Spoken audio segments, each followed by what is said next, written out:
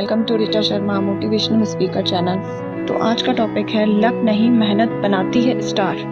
लोग कहते हैं ना कि किस्मत अच्छी हो तो सब कुछ मिल जाता है, पर मैं कहती हूँ किस्मत नहीं, मेहनत कहानी बदल देती है। हर सुबह उठने वाला इंसान एक जैसा ही होता है, लेकिन फर्क बस इतना होता है, कोई सपना देखकर सो जाता है और कोई सपनों को पूरा करने के लिए जग जाता है। किस्मत उनके कदम चूमती है जो दिन रात अपनी हदें पार करते हैं, जो हर दिन टूटकर भी उठता है, जो हार के बाद भी लड़ता है, जो अपनी तकदीर खुद लिखता है। सक्सेस सिर्फ उन्हीं को मिलती है जो मेहनत में पागल होता है, ना बहाने ना डर, बस एक जुनून।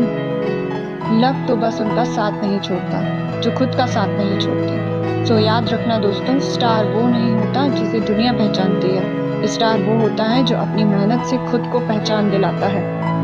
अगर तुम भी मानते हो मेहनत ही असली किस्मत है तो डबल टैप करो, कमेंट करो I believe in hard work. Thank you for watching Richa Sharma motivational speaker.